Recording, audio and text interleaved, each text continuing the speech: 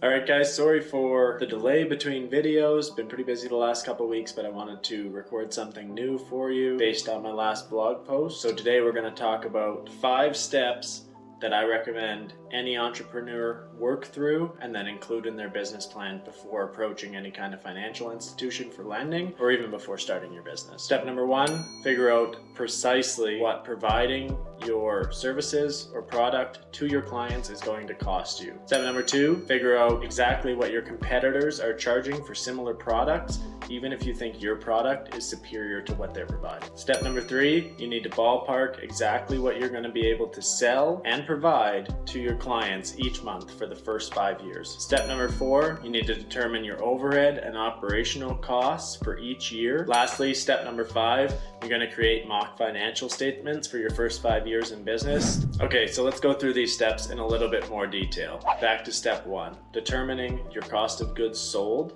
or exactly what it's going to cost you to provide your service or product to your clients. This step is going to include all of the expenses that you can include in cost of goods sold on your income statement or P&L, depending on where your business is located. Cost of goods sold is a lot easier to determine for products rather than services, but there's definitely cost of goods sold with providing both. So cost of goods sold are things like raw materials that need to be purchased to create the product or goods, labor, but not the labor required to sell the product, only the labor required to actually create the product or manufacturing, and single-use items that get used with each product or service provided, like rubber gloves, bags, things that can be quantified as a cost per transaction basis. Rather than using $500 in a month, we want to be able to quantify these things with each customer that we serve. We use 1 pair of rubber gloves, or we use 2 pairs of rubber gloves.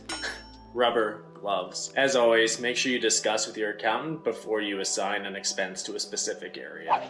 Once you finish this step, you should know exactly what it's going to cost the business for each unit sold or each service provided. On your income statement or P&L, cost of goods sold is going to be subtracted from your net income, which is gross revenue minus returns and discounts. Once you remove cost of goods sold from net income, it's going to give you gross profit. And no, I don't mean sick profit. It's going to give you gross profit as in the line on your income statement.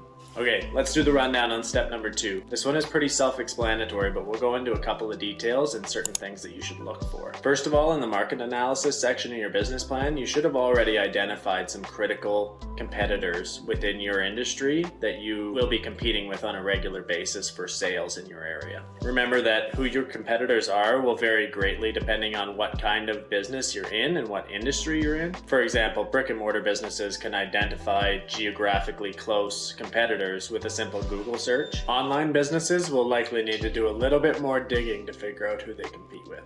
These are all things that need to be considered when comparing your price to your competitor's price. That being said, the open market doesn't care if your costs are higher or lower than your competitors. I'm not saying you need to price your products or services according to your competitors, but you need to have a clear value proposition if they're going to be higher.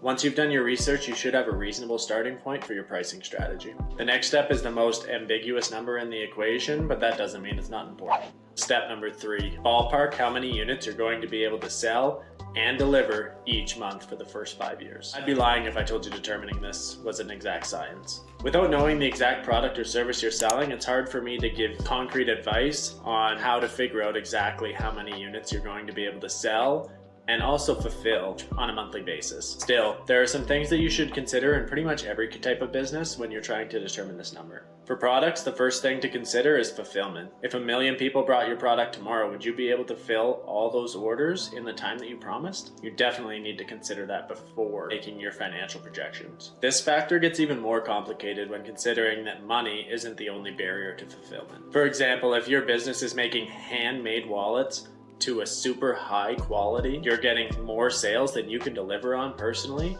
you either need to cap your sales so you can maintain quality, or you need to train staff to produce quality products just like you would. You can do that through training employees, outsourcing, or other means, but you need to keep in mind, if your business is based on a high quality product, outsourcing might not be the best choice for you.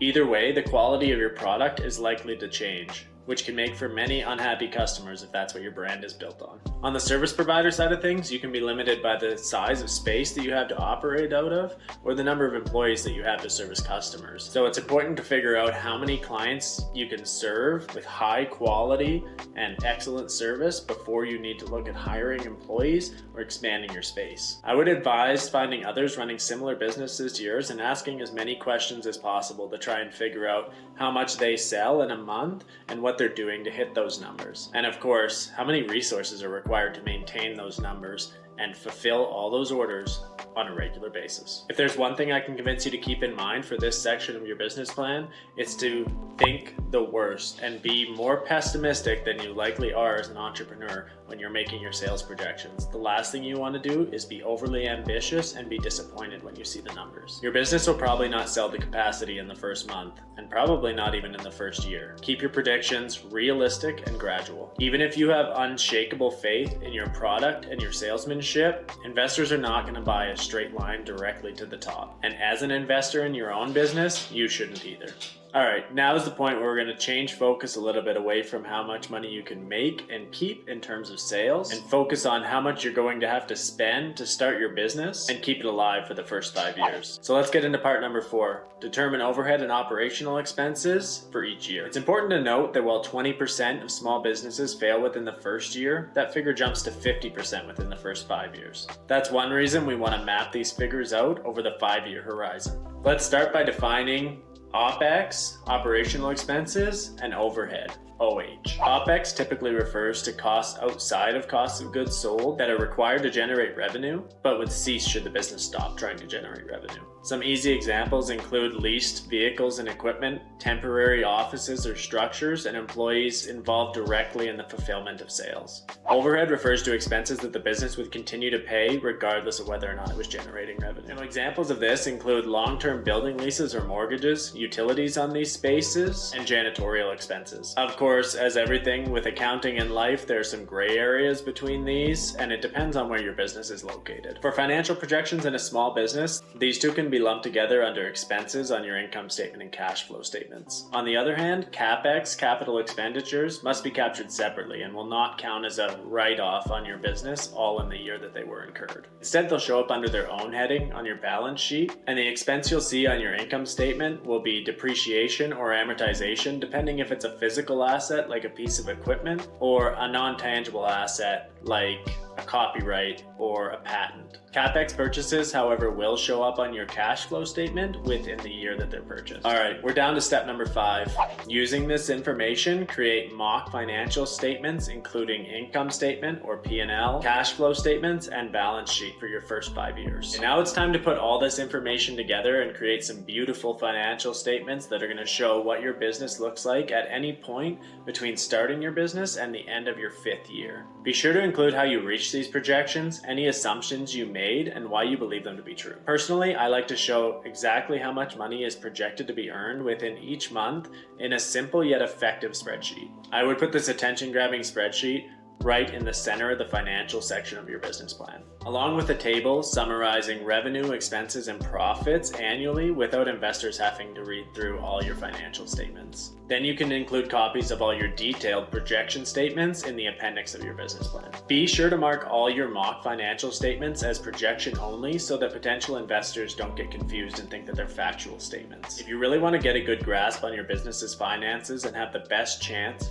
of convincing potential investors, along with yourself, that this is the best opportunity that they can put their money into, then you need to have the data to back that up, and you need to have it displayed clearly within your business plan.